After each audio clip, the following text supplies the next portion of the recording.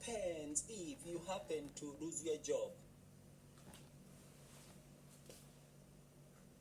What are you going to do next if you have lost your job, or you have been looking for a job and you cannot get a good job?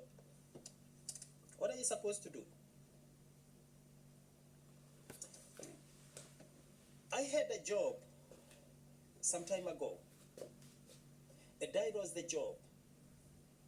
And the other video we are talking about fear, I had the fear of meeting my finances every month. I had that fear. And then it happened that because I didn't have a job, I was not thinking straight.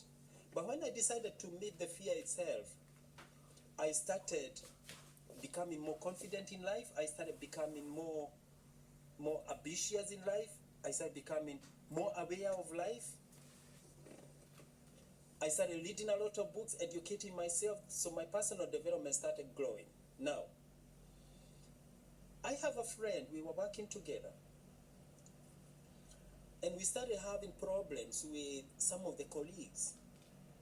They don't have a problem, we don't have a problem, but they have a problem with dealing with the people. Now, what happened with my friend is that every time we are trying to add value to the patient, trying to be good to the patient, there was always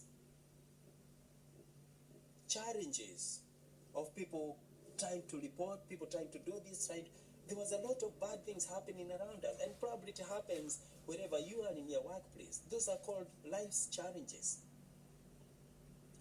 Then what happened is,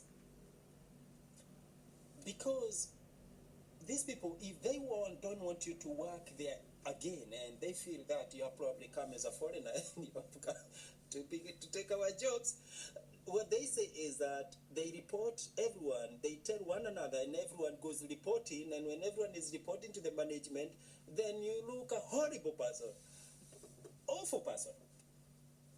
And everyone will be saying, this guy is ridiculous. So now what happened is, these people started reporting me that I'm making mistakes, that I'm doing this, that I was supposed to be out to be back for lunch 5 minutes, and I'm still out there 6 minutes. The manager could come in the office. Why are you late for your break? How long was I late? You are late 5 minutes. Oh my God, what is 5 minutes? What about the 5 minutes yesterday? For 20 minutes I was left behind the time to look after the patient or to assist them to go to bed or medication or stuff like that. How comes nobody reported me when I'm doing good things? And how comes I'm being reported for doing bad things? Going for break more than 5 minutes. That's very bad. A very bad person. This guy is very bad. He's taking all his time. He's not thinking of other people. He's going 5 minutes late for his 5 minutes extra for his break. Nobody says this guy is very bad. Yesterday he went home 20 minutes late trying to help this patient to put him to bed, or trying to sort out medication for the night. This guy is very nobody report those things because they are positive, but they look at negative things. So they started reporting small things. Then one day I was left with a dream in my hands and bills to pay. I lost my job. And have you ever thought that you're losing your job, you're happy to lose your job? I'll be honest with you, I was happy to lose the job because I could tell this is a very toxic, negative environment. I lost the job. I was happy to leave the place. I was like, I think I've overstayed my invitation here because I'm a foreigner. What am I doing here if everyone doesn't like me? Oh, even for God's sake, even you go out, we had a few animals around coming, even the cats. The cats could see me and run away. Well, anyway, the cats are afraid of everyone around. But everyone don't want you there. Why they don't want you there? You have done absolutely nothing wrong. But they have a problem. So I lost my job, and all the time before I lose my job, I had this friend, we were chatting and laughing, and he was telling me, Mike, this place is crazy, negative. They reported me because of this and that. The other day I forgot a blister pack full of medication in this place, and they were looking for it, and they called me, and that's a lot of medical mistakes they say that I'm making, which I'm not making. I said, you know what? I think me and you, we have overstayed our invitation. He said, but I have a pin mic. This is my life. Now, this is where I'm supposed to be working for the rest of my life. I say, who told you that? This is not your permanent. Permanent to me is where everything is conducive. But if you're in a working place which is negative, don't call it permanent. Just call it temporary. I'm looking for a plan B. I'm going out of here soon. So I lost my job. And my manager gave me the envelope. I remember that morning. And it happened on a Monday morning. After the previous night, we had watched a very nice match, Chelsea and Liverpool, and Chelsea won. I'm for Chelsea. And then just on Monday morning, I nearly had a heart attack. Why does it happen in Monday morning? Well, the manager handed me the envelope and he said, here, Mike, that's for you. I said, what is it? He said, unfortunately, we have come to the end of your contract. Oh, I say, oh, what have I done wrong? Have I been reported of any few abuses, physical abuse? Did I abuse any patient here physically, fighting, punching? Emotional abuse, did I emotionally abuse anyone? Sexually sexually abuse, did I abuse any women around here? I'm not gay, I'm a man. So it was only me and women. So did I ever abuse any women around here? No. So there are few abuses. Was I reported any of them? The man just said no. Then I said, then why did I lose my job then? The manager said no.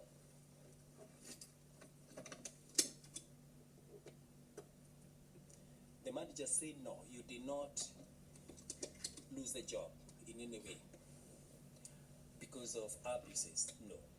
But this is because many staff has been reporting a lot of bad things. You have a lot of mistakes, you have been doing it, and therefore I have no time for you. I said, can I explain something? He said, no, just read the envelope. Then I looked at the envelope and then I said, okay, fine. You don't want to listen to me? Yeah. It's over, yeah. He asked me, do you need anything else? I said, no. I said, thank you very much, but I have one question. If I need reference, are you going to provide me with reference? The manager said, yes, if you need reference, I'll give you reference. I said, thank you very much, and I left the door. I left him. He thought maybe I'm going to be disappointed and crying, I lost my job, what am I going to do? The manager, don't fire me. No, I was very confident that I need to get out of here. I have overstayed my invitation. Whatever happened with my friend, he told me, Mike, I've lost the job. I say, oh my God, that's sad. So my friend told me, I think it's over now with me. I said, why? Because I lost my job, Mike. I made a few mistakes and I've lost my job. They reported me. I said, oh, that's very sad. I looked at him, I said, come on, man, don't tell me that. No, don't lose hope. Come on, don't lose hope, man. Come on, be strong. He said, they have stopped me and I'm at the investigation, and now, Mike, I think that's the end of my life. I said, no. That's not the end of your life. Come on, man, listen, Connor. That's not the end of your life. You still have a long way to go. Do you remember the slogan I told you that I'll never give up? It makes me go a long way. Seriously, I never give up in life. That has really made me very strong. Coming all the way from Africa to Europe, wherever I've been, to make me very, very strong. Because I'll never give up. If they don't like me here, I'm out of here and my future is more bright. Actually, when I look at that, this is the future, but behind me you can see is still So that's the past. So my future is very bright. I told him, never give up. But he seems to be giving up because he is looking at only a narrow picture. He's not looking at a wider picture. So Connor told me, I think it's over. I'm under investigation. I can't work anywhere else, and I invested lots of time with my, oh my God, education. I think I've lost. I think I need to have a good drink. I said, please, now one thing, if lifestyle challenges like that, stop drinking and stop smoking.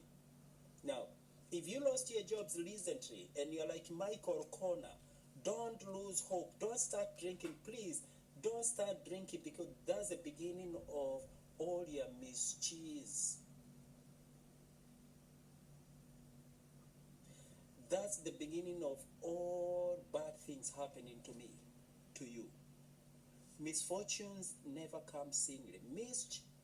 Please, don't drink. Bring yourself together and start working. So Connor started drinking, started smoking. He started calling all his other jobless friends around and say, I lost my job, I'm drinking, and they started drinking together. And he said, I'm under investigation, so by the time they finish the investigation, I'll go back to work, or maybe I've lost the job. He lost hope in life. Now, that's one thing very, very important. I don't want you to lose hope in life. No, don't lose hope. This is only a beginning of success. When one door closed, I'm a Christian, God opened 10 of them. 10 successful doors. So if this one closed, 10 opens. If this door closes, trust me, it's a way God is telling you that you are heading the wrong direction. So when they closed my door there, where I was working in a residential home, God had told me that, Mike, you're heading the wrong direction. So whenever they fire me, I know I'm heading the wrong direction. So God is having something better for me. That's the same thing. If one door closed, God opened 10. 10 more doors open for success. But if one door closed and you close the door and you start drinking, you have stopped 10 successful aspects coming to your life. 10. So Connor started drinking, and he one gone. He had nothing left.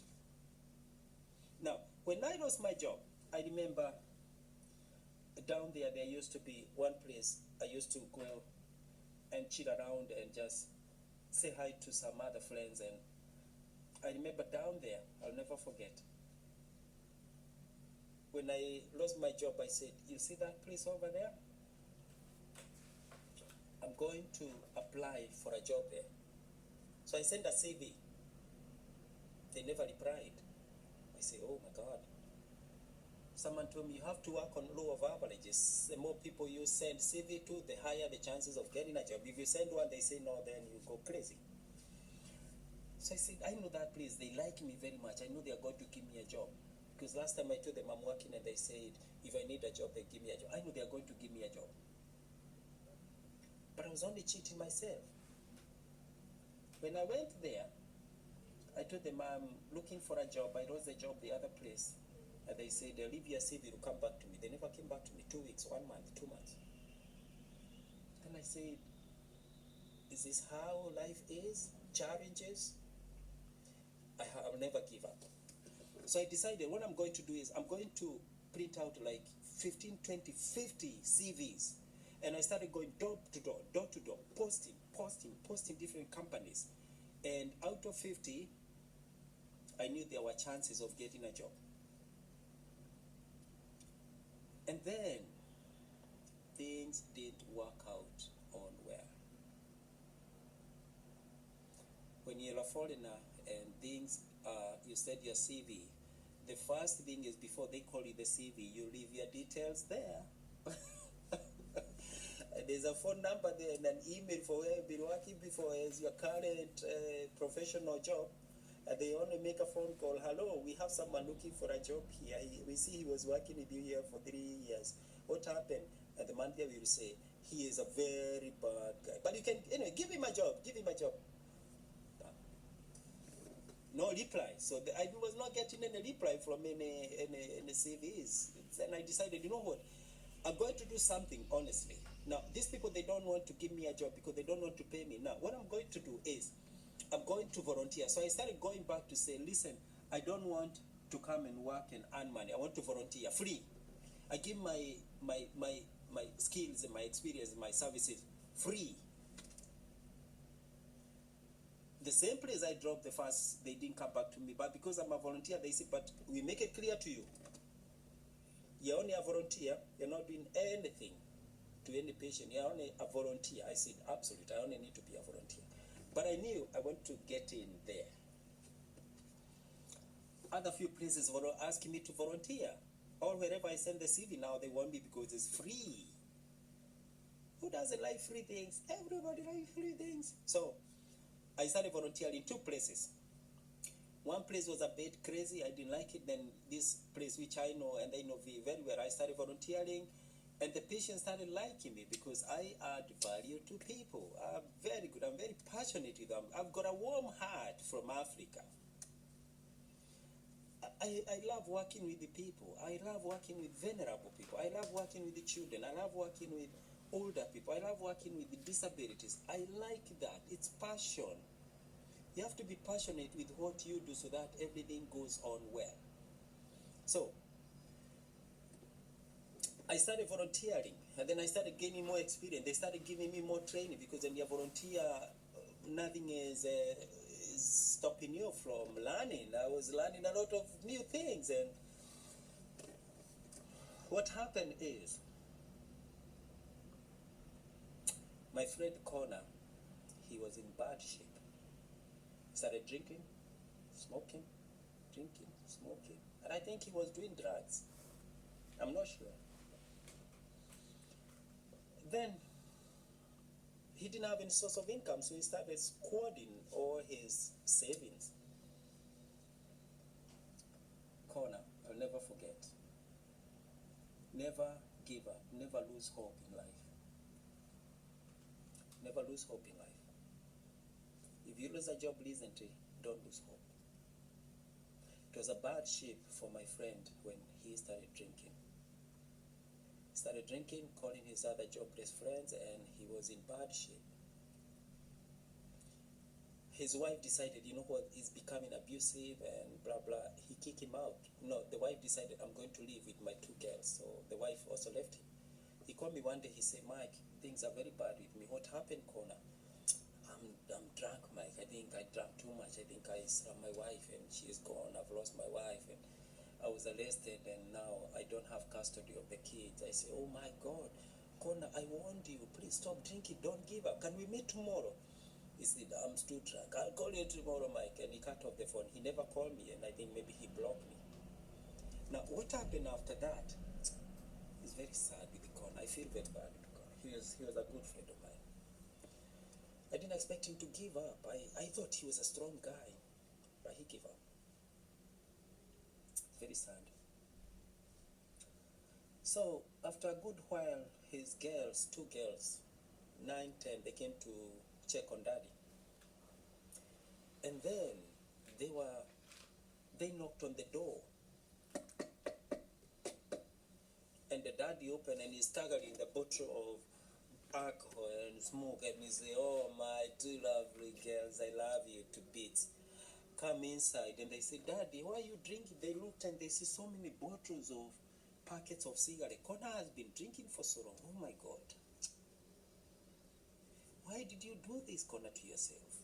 The girl started crying. Daddy, why are you doing? What happened with Connor is become very emotional because he was a good friend of mine and he had a beautiful family, 2 kids, you know. What happened with Connor is, I'll never forget. Guys, never give up. Never give up. When you accept to give up, never give up. So what happened with Connor is, Connor started drinking. And the girls went shopping to cook for Daddy. When he went upstairs, when he came back, he missed the stairs, hit the head on the bar, on the wall, all the way bang, bang, bang to the ground. And Connor went down the stairs, the steps, and went bang, hit his head on the wall, break his head into two, and there was blood all over at the bottom of the stairs. So the girls had gone for shopping to come and cook for daddy, and they met this fate of daddy's pool of blood. They screamed, called ambulance, called neighbors, and neighbors came, ambulance came, and it was too late. Connor passed away. He left a big burden to the children. He left a big burden, finances to the family. The house needed to be mortgaged, to be paid. The wife had gone to stay with the friends because of the wife of the husband. Now, Connor has really big and more damage than ever to the family. That's the pain of giving up. Never give up in life. So when I started volunteering, and I was very good, and one of the guys had a blackout, and he was in a bad shape, and he was in the hospital with brain damage, and he also died. Anyway, that was one of the senior nurse managers around there. So my manager said, Mike, we are promoting so-and-so, and now we want to give you the job. And we are doing the interviews tomorrow, but the formality is that you still have to sit down for interview. But just come in for interview. We all know you, the patients here like you, everybody likes you here, you are yourself, you're genuine, you're generous, you're kind, you're passionate, you're good. Mike, we're going to give you a job. We don't need to do the formality, but the formality of the interview is just you sit down on the interview. So I went in the following day for interview. The few questions were, why are you here, Mike? Where are you coming from? And why are you here? And where are you going in this company? 3 questions which needed only 3 answers. Where I'm coming from, I'm hungry for success. I'm here because this is the place I want to be successful. And I'll bring more success in the company. The manager said, wow, you got the job. Tomorrow morning we are starting 10 o'clock. So take a time in the morning, start 10 o'clock, but we have given you a permanent job. What's the difference between Mike and Connor, these two guys? Mindset. Connor's mindset changed into a negative mindset. Mike's mindset changed into a positive mindset because of one slogan: I'll never give up. And because I've not given up, I go east, I go west, I go west, I go east, I go north, I go south. I become more strong because of what slogan? I will never give up. So my point here is never give up. However hard life is, never give up. Don't start drinking. If you lost the job recently, don't give up. I'll be coming up with a few strategies of what I've been doing after that, because you really need to start thinking of plan B. Wherever you are, don't just think you're very comfortable there. That's not your comfort zone. Start having a plan B. Connor did not have a plan B. That's why he started drinking. So if you have a plan B, I'll share with you the plan B in my next video. Thank you for watching.